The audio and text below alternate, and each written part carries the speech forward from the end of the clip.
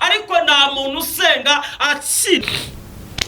Birashoboka ko ari ngo mvuze tuziranye nawe hari ibyagucogoje, nawe hari uburyo urimo urareba ukumva baracogoye, ariko Imana mu gihugu cyo mwijavuze ngo nuhumure muri stock y'Imana ntago byashizeyo. Haracyari kurya ibiryo Imana igabuye, kandi ibiryo Imana mu gihugu cyo mwijuru igabuye nta n'inyuro bigira.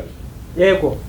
Ezabeli niyigize atinya, Eliya niyigize atinya guhagarara imbere ya Ahabu, niyigize abitinya kubera ko ngo yatumye uyu mugaragu aramubwira ngo genda ubwire shobuja mubwire ngaze tubonane. Aravuga ngo nagenda akamubwira nkaza ngasanga wagiye, ariko ngo yumvise ijwi ry'umugore gusa witwa Ezabeli ngahita avuga ati nukuri ubuzima bwanjye burarangiye. Hari igihe umuntu ajya atakaza ibyiringiro akibagirwa imbaraga zamukoresheje cya gihe. Icyo cyatumye Dawidi avuga amagambo akomeye, aravuga ngo njyewe Imana yanjye nizera, Imana izatuma uyu munsi wa none yica Goliyati nkamuvanaho. Nuko Imana yabanye nanjye mu ishyamba narangiza nkica idubu. Arabyizera bituma neza ajya kubonana na Sawuli. Ngo hageze Sawuli aramusuzugura, ariko nubwo yamusuzuguye hari imbaraga yari afite zo kwizera Kristo. Babanye mu ishyamba akamuteza intambwe, bigatuma n'uwo munsi Imana igakora ikidasanzwe, agatuma ngo ajya kugemurira abakuru biwe. Ngo yahagera agasanga Goliyati ngo arimo aritotomba cyangwa se arimo aratonoma, ngo nuko ngo bene se akabona bagiye mu myobo n'abandi bose abasirikare bose ngo bakihisha. Ngo nuko ngasuzugura Imana ya Isiraheli, arangije asuzugura n'umwami. Dawidi abyibaza cyane, abitekereza inshuro nyinshi. Rero n'uyu munsi wa none ntabwo ari wowe wenyine. Dawidi we yabanje kureba ahantu Imana yagendaniye nawe ngera utekereza ahantu Imana yagendaniye nawe. Mbere yo kureba ibintu Imana itarakora, banza ureba ahantu ibintu Imana yagiye ivugana nawe, cyangwa se mwagiye mugendana ibyo yakemuye. Numara kubona ibintu yakemuye uze kubirwanisha imbere, yuko ukubirwanisha imbere hariyo utekereza ko nabyo bya bindi bitarakore. Yabanye nawe cyagiye ni isaza, yabanye nawe cyagiye ni yashyizwe n'amatora, yabanye nawe cyagiye ntabwo ipfa. Uyizere iyi Imana iri mu gihugu cyo mwijuru, mbega izakora ibirenze wowe ibyo wibwiraga. Ikintu cya mbere ni ukongera kwigirira icyizere. Nawe usenga kina kandi ukandagira usenga, ntabwo ajyaho nyo. Gusenga nibwo buzima, gusenga ni imibereho. Gusenga nibwo buzima, gusenga ni imibereho. Ngarababwira ngo none uyu munsi wa none rero tugiye kumenya Imana dukwiriye gukorera iyo ariyo. Iyo Mana niyo dushaka. Imana iterurwa iyo si Imana, Imana isunikwa iyo si Imana we. Imana yacu ija kudusura twaganira tukanezerwa we. Imana isunikwa iyo si Imana, Imana iterurwa iyo si Imana we. Imana yacu we iza kudusura twaganira tukanezerwa. Niyo mpamvu Imana igitubera gikurikirana. Imana yakurikiranye Eliya, iramukurikirana abagore munsi y'igiti cy'umurete munsi y'amatinya, irahamusanga, iramubwira ngo ahangaha ntabwo ari ugomba gupfira. Iramubwira ngo wowe turacyakomezanyije, kubera ko hari igihe wigize kunezererezamo. Niba Imana igiye kumanuka igivuga ngo mwana wanjye nubwo zitonoma ariko ziraziritse. Imana ihimbazwe kandi nubwo tugannye ku musozo wo gusenga, izera imbaraga zigukoreramo. Mugaragu w'Imana yiyize gukora ijambo ryiza, ngo aratekereza avuga amagambo akomeye, arareba.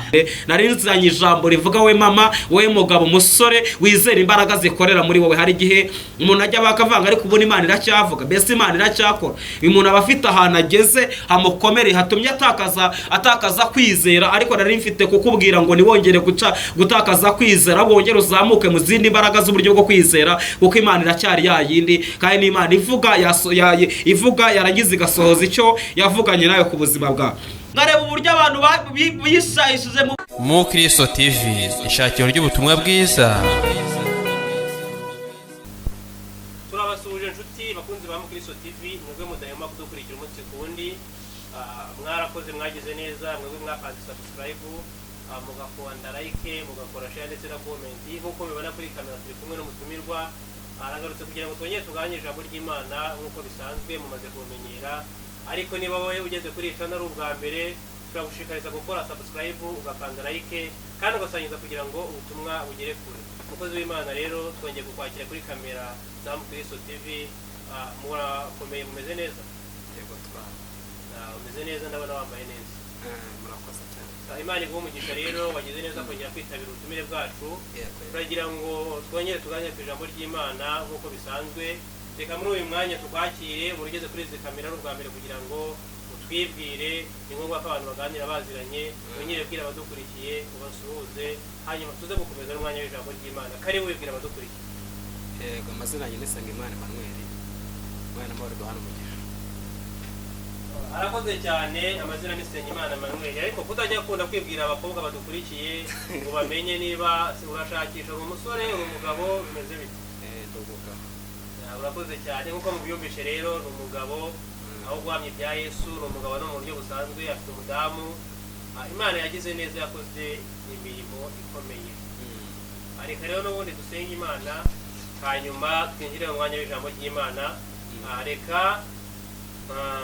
n'ubundi musengera Imana ubundi dukomeze n'ijambo ry'Imana. Turagushimye Uwiteka Mana yacu, tugushimiye kuri Imana nziza, uri Imana idahinduka, wabanye natwe, waturinda mu minsi igiye itandukanye, watubereye Imana, tubera umurengezi. Turagushimye ko waturinze mu cyumweru gitambutse, tukaba tugejeje uyu munsi tukiri bazima, izina ryawe nirishimwe. Twongeye kugaruka aha ngaha kugira ngo twongere kuganira ijambo ry'Imana n'abantu bawe. Turakwinginze kugira ngo umwuka wawe wera abe kuri twebwe, kandi icyo bagambiriye kuvugana n'ubwoko bwawe ukivuge Data binyuze mu mukozi wawe, kubera igikoresho wowe wivugire nk'Imana. Bana natwe rero dushoboze muri byose, mu izina rya Kristo twizeye, urakoze. Amen. Ya Imana mu gihugu cyo mu ijuru iduhana umugisha, kandi Imana itugirire neza. Twongeye kubaramutsa mu izina ry'Umwami wacu Yesu Kristo. Imana mu gihugu cyo mu ijuru nibagire neza, kandi Imana ihaze kwifuza ku mitima yanyu. Tugiye kuganira ku ijambo ry'Imana, kandi tuzi neza ko namwe muri abakunzi b'ijambo ry'Imana. Tujya tubibona kenshi uburyo mugiye kujya mudahwema kudukurikirana, mujya mutwandikira, mujya mukanda subscribe, mujya mbibona, share, comment, mujya mbibona. Imana mu gihugu cyo mu ijuru bagirire neza. Hari umuntu nshaka gusubiza uherutse kutubwira ngo tujye dufata ngo Bible tugiye gusoma ngo twese twarabibonye, kandi n'ukuri igitekerezo cyawe ni ingenzi. Imana amahoro guhereza umugisha, Imana ikugire neza. Rero reka tuganire ku ijambo ry'Imana, ku ijambo riva kwizera imbaraga zidukoreramo. Amen. Imana mu gihugu cyo mu ijuru tugire neza, kwizera imbaraga zidukoreramo.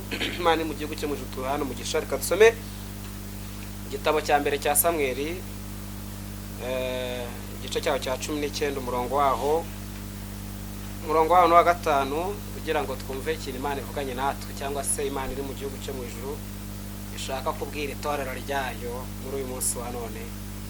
Reka dusome mu izina rya Yesu. Hari ijambo rivuga ngo, titire ijambo ravuze ngo Imana yiyereka Eliya. 5 aravuze ngo nuko yiryamira munsi y'icyo giti cy'umuretemu, arasinzira. Agisinziriye marayika araza amukoraho, aramubwira ati byuka urye. Arakanguka, abona umutsima utaze ku makara n'agacuma k'amazi biri ku musego we. Ararya aranywa, arongera ariryamira. Marayika w'Uwiteka agaruka ubwa kabiri, amukoraho, aramubwira ati byuka urye, kuko urugendo ari runini rugukomereye. Nuko arabyuka, ararya aranywa. Iyo nda ayigendana iminsi 40 n'amajoro 40. Agera i Horebu, ku musozi w'Imana. Imana iduhana umugisha mu izina rya Kristo Yesu. Amen. Narinzanye ijambo rivuze kwizera imbaraga zidukoreramo. Imana mu gihugu cyo mu ijuru himbaza. Kandi ndumva uyu munsi wa none nezerewe, kandi nezerewe. Imana mu gihugu cyo mu ijuru himbaza. Uyu mugabo ni umugabo witwa Eliya. Uyu mugabo witwa Eliya Imana mu gihugu cyo mu ijuru yagiye igendana nawe urugendo rutari rugufiya kandi urugendo rwari rurerure, urugendo rumeze nk'urwo watangiye. Ntabwo ari we wa mbere urutangiye, nta nubwo ari we wa mbere ururwanya urugamba urwana, ahubwo Eliya ngo yabanye n'Imana, yizera imbaraga ziba muri we ku rwego yigeze guhura na Ahabu ngo yaribagiwe Imana yamenye, ku rwego ngo yigeze kwimika ibigirwamana. Eliya ngo nuko aboneka mu rwego rw'aho Imana yakagombye kubiri, ngo arwanirira Imana ishyaka, Imana yicare mu bwami bwo mu ijuru avuga tubone mu bantu naremye hagomba kubonekamo ab'umumaro. Ntabwo twese tugomba gupfira gushira, hari abantu bakira ab'umumaro imbere y'Imana, bakizirikana guhamagarwa kwabo, bakizirikana imbaraga zikorera muri bo, batigeze batakaza indangagaciro z'umwuka wera uri muri bo, batigeze batakaza indangagaciro z'ivugabutumwa bahawe, batigeze batakaza indangagaciro ry'ijambo batigeze batakaza indangagaciro z'aho Imana bagendaniye n'aho ibagejeje. Imana mu gihugu cyo mu ijuru himbazwe. Amen. Eliya ngareba agasuzuguro Ahabu yasuzuguye Uwiteka, areba uburyo yimuye Imana yamugiriye neza. Birashobora ko yari mukuye hirya iyo mu bucakarafu bw'ibintu runaka, ikamugira neza, ikamuhereza ku butunzi ntabwo ari buhari, ikamuhereza amafaranga nayo yari afite, ikamuhereza inzu nayo yari afite, ikamuhereza imodoka nayo yari afite. Ahabu gararenga aribagirwa, agera ku rwego yimura Imana yabanye nawe ngo yimike ibigirwamana. Rero ngo Eliya ngaza kuhahinguka, hageze abona ibintu bisuzuguje Imana yamenye, abona birasuzuguritse, aravuga ngo iki ni igihe cyo kugira ngo nanga agasuzuguro. Imana mu gihugu cyo mu ijuru ishimwe. Kandi tuzi neza ko ijambo ry'Imana rijya rikomeza kugenda ritubera rishyashya. Hari uburyo uyu munsi wa none Imana mu gihugu cyo mu ijuru yavuzemo, hari n'ubundi buryo Imana irimo iravugamo mu gihe cya none. Nari nzanye ijambo rivuga we mama, we mugabo, musore, wizera imbaraga zikorera muri wowe. Hari igihe umuntu ajya bakavanga ariko Imana iracyavuga, mbese Imana iracyakora. Uyu muntu aba afite ahantu ageze hamukomere, hatumye atakaza kwizera. Ariko nari mfite kukubwira ngo niwongere gutakaza kwizera, wongere uzamuke mu zindi mbaraga z'uburyo bwo kwizera, kuko Imana iracyari yayindi, kandi n'Imana ivuga yarangiza igasohoza icyo yavuganye nawe ku buzima bwawe. Amen.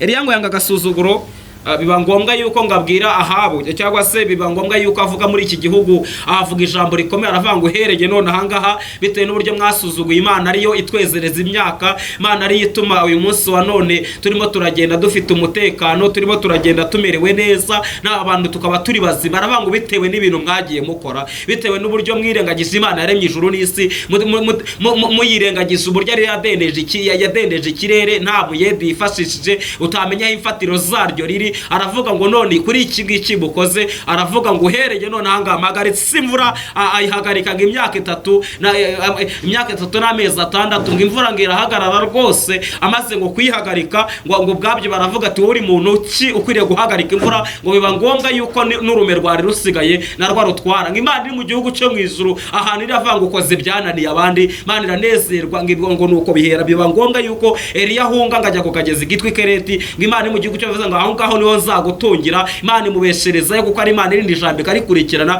ku rwego ngo yabeye aho ngaho, kandi ntigitahasonzera, ntabwo yigeze ahagirira inzara, ntabwo yigeze ahagirira inyota. Imana iri mu gihugu cyo mu ijuru kandi yongere himbaza. Amen. Eliya mu mirimo yose yakoze muri iyo ngiyo n'iyindi imwe namwe mugiye muzi, ariko ngo biza kuba ngombwa yuko uyu munsi wa none ngo nibwo Eliya ngo yigeze guhamagaza abahanuzi ba Bayali, ahamagaza abahanuzi ba Bayali n'abatambyi babo, birashoboka. Arangije ngo biba ngombwa yuko ngo baza kuvuga ijambo rikomeye.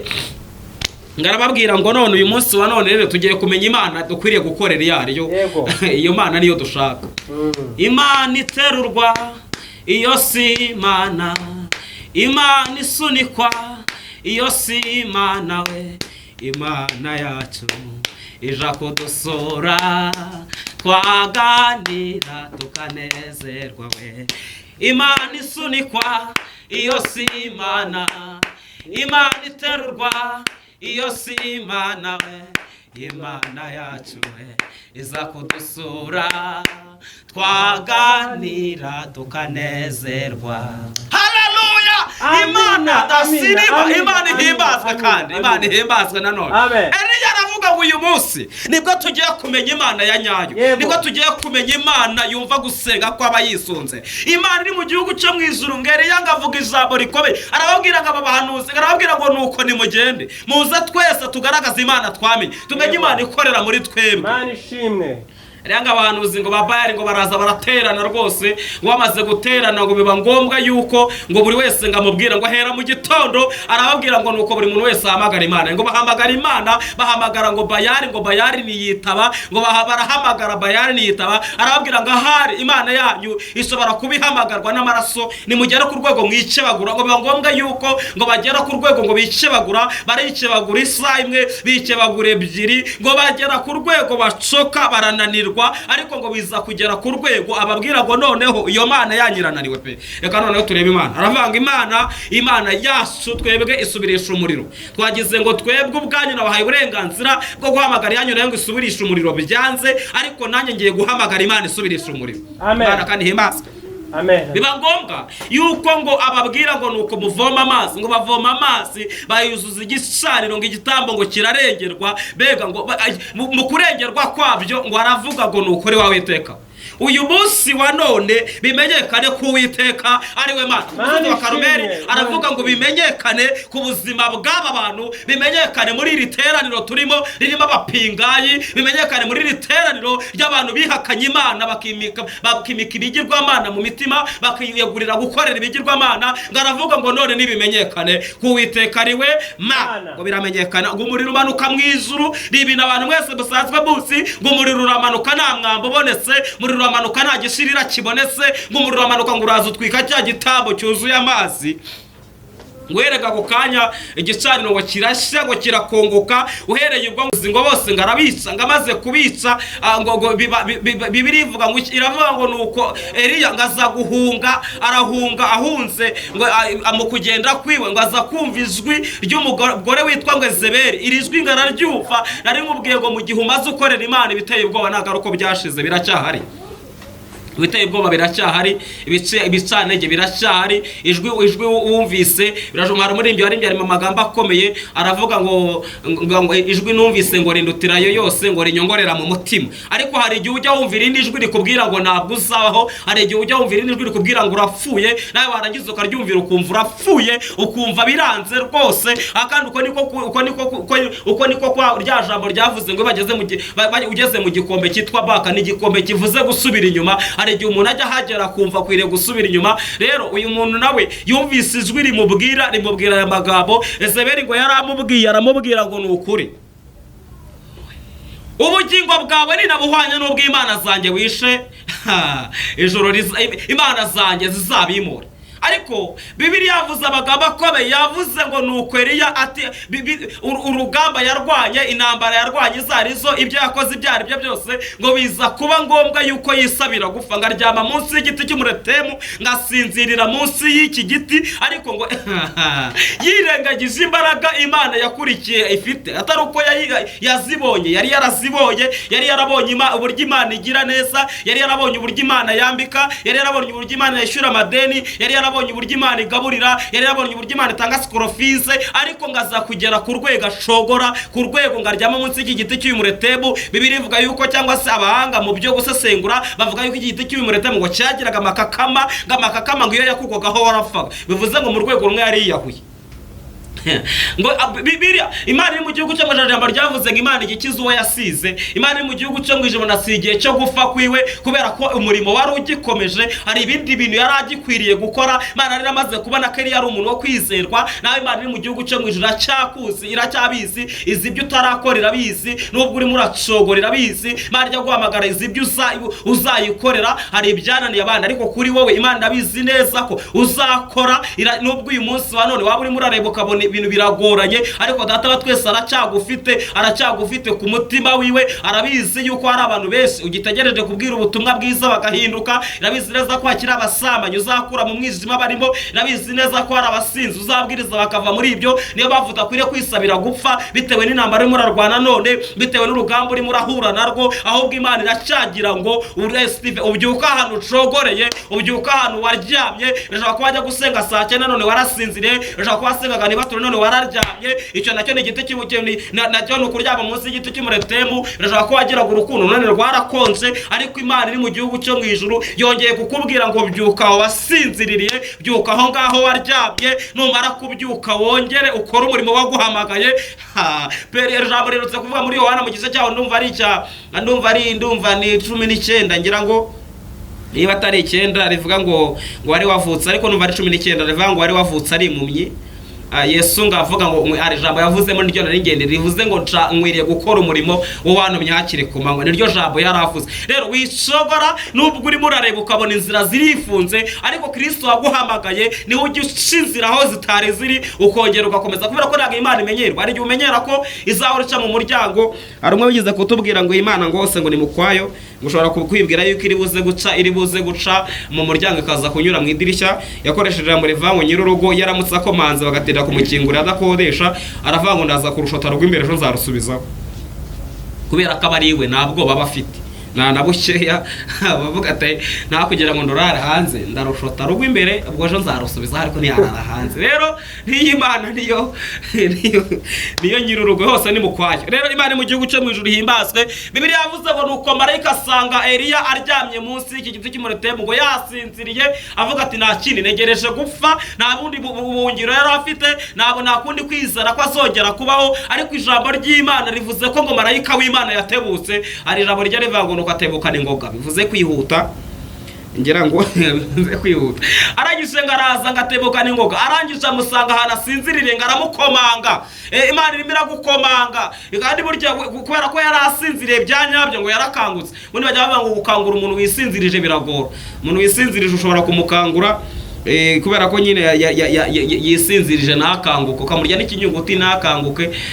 Ariko iyo umuntu yasinziriye, iyo bamukozeho ikintu cyose kimukozeho arashiduka agakanguka. Rero ngo iyo yari yasinziriye visa gusinzira yagusinzira. Ngo rero marayika amukomye mu mbavu, ubwo ni nkaho yagakanguza avuga ati ariko nk'uyu nguyu nderanja arimo arambaza iki? Ko ngiye gahunda ngeneye gupfa, uyu nguyu we ageze ate ko nta muntu ugeze munsi y'iki giti, we haje mu buhe buryo? Ariko ngo nuko ngarangije aramubwira ngo byuka urye, arabyuka ararya.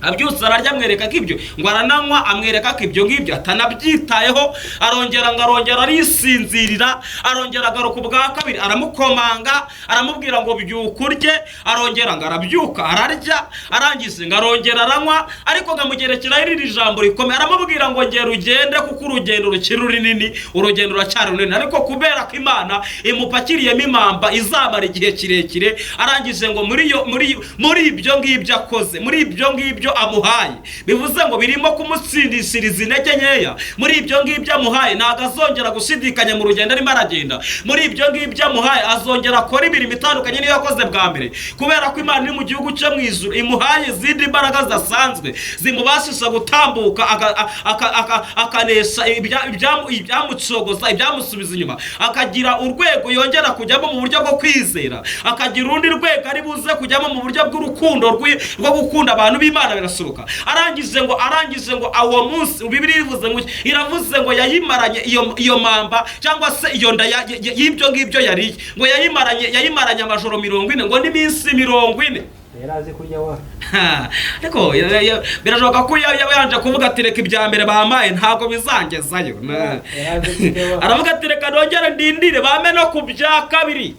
Ngamuhereza aya mazi n'amazi nayo muri urwo rwego nta nyota yigize yongera kugirira mu rugendo, ahubwo Imana iri mu gihugu cyo mu ijuru yakomeje kumubera isoko idakama. N'uyu munsi wa none Kristo yongera abera abantu be, yongera abavomerere bundi bucya, yongera afukure isoko burimo bongere bahembuke mu izina rya Kristo Yesu. Niyo mpamvu narivuze ngo wongere ukomere, ubwire Kristo yongera guhembure, ubwire Kristo yongera kugaburire mu bundi buryo, mu buryo bw'umwuka ndetse n'ubw'umubiri, yongera guhembure. Kuko hari abantu, hari umushuti wanjye nyagira ajya akunda kuvuga ngo yajyaga akunda kuvuga ngo ngewe ntago nzahanura, n'umuhanuzi ariko yajyaga akunda kuvuga ngo ntago nzahanura Imana itarankorera ubukwe.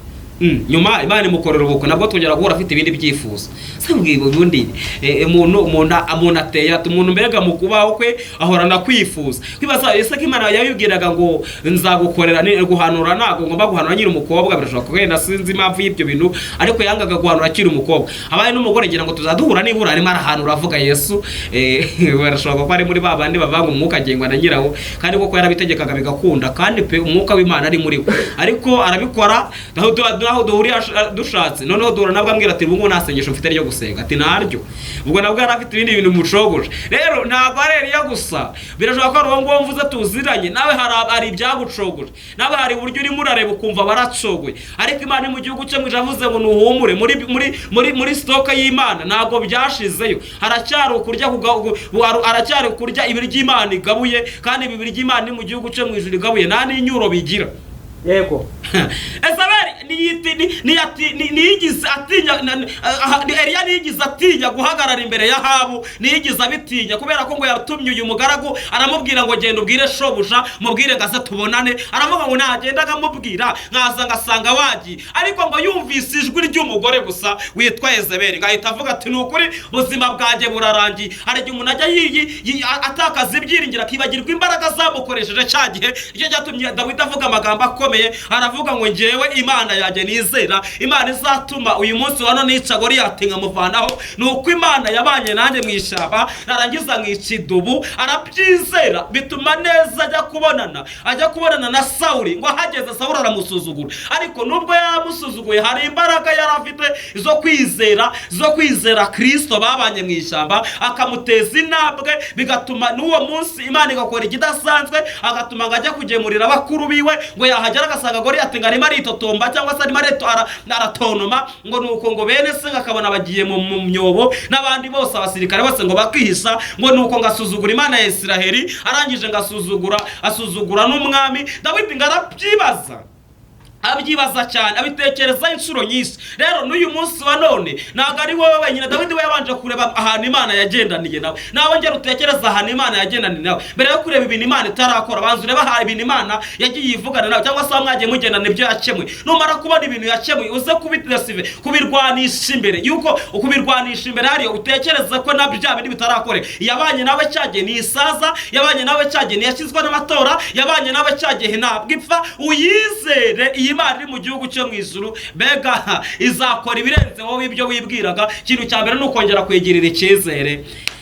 Nawe usenga kina kandi ukandagira usenga, ntabwo ajyaho nyo. Gusenga nibwo buzima, gusenga ni imibereho. Gusenga nibwo buzima, gusenga ni imibereho. Imana ihimbaze kandi mbona ari ngiye gusa mukomeje, ariko nsanze atari ngiye wayihimbye, nsanze ari aho ngaho igarukira. Ariko nta muntu usenga akina, niyo mpamvu Imana igitubera gikurikirana. Imana yakurikiranye Eliya, iramukurikirana abagore munsi y'igiti cy'umurete musinge amatinya, irahamusanga, iramubwira ngo ahangaha ntabwo ari ugomba gupfira, iramubwira ngo wowe turacyakomezanyije, kubera ko hari igihe wigize kunezererezamo. Niba Imana igiye kumanuka igivuga ngo mwana wanjye nubwo zitonoma ariko ziraziritse. Imana ihimbazwe kandi nubwo tugannye ku musozo wo gusenga, izera imbaraga zigukoreramo. Mugaragu w'Imana yiyize gukora ijambo ryiza, ngo aratekereza, avuga amagambo akomeye, arareba uburyo abantu bishayishije mu gihugu cyo mu ijuru. Himbazwe Imana iri mu gihugu cyo mu ijuru, icyubahiro cyayo ntawe bazigera bagisangira.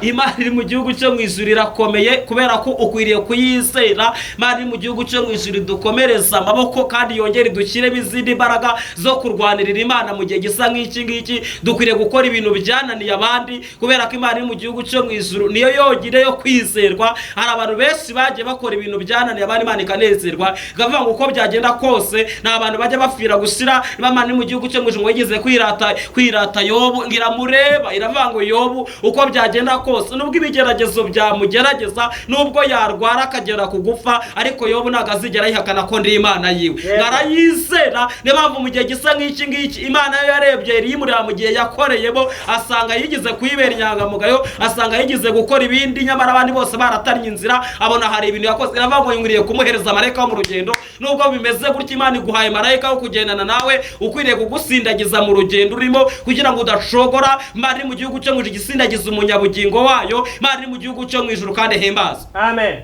Mana amahoro bahereze umugisha, bari mu gihugu cyo mu ijuru banezeze, byo murimo murayisaba Imana ibibahereze, kubera ko ni umubyeyi wacu, ni papa wacu mwiza. Muri mbyari aravanga ngo ni data wa twese mwiza, aravangaza intege nke zacu, aravanga aradukuyakuya kugira ngo aturinde satani. Bari mu gihugu cyo mu ijuru barinde umubi, ntabwo satani azigera akizwa, ntabwo azigera mbega yakira umwami Yesu n'umukiza mu bugingo bwe. Ari abantu satani ngo yamanukanye kimwe cya kabiri mu ijuru, ariko ageze hagati ngo bahita bigomeka, baravanga uko byagenda kose. Baratwebwe ntabwo tujya kwa satani, nta nubwo turi buze kuguma mu ijuru, ngo baguma hagati na hagati. Bivuze ngo uyu munsi wa none bafite gahunda zo kujya batangira marayika Mikayire kugira ngo bafate ibyawe, ariko nuramuka ubaye maso ntabwo ibyawe bizigera bihagarara. Oyongeremo izindi mbaraga, imbaraga z'ubutwari, imbaraga zo gusenga, imbaraga zo kwihangana, kubera ko Kristo niwe ujya uneshereza abe nk'uko yaneshereza abo mu gihe cya mbere. Bari mu gihugu cyo mu ijuru bagire neza. Shalom shalom. Reka dusenge, mukomeze mwizere imbaraga mwahawe, imbaraga z'umwuka wera, imbaraga zituma mutakibasha gukora ibyaha, kuko twahindura ngo bazima na Kristo. Bari mu gihugu cyo mu ijuru bagirire neza. Mwakire ingomezi mu rugendo mu izina rya Kristo Yesu.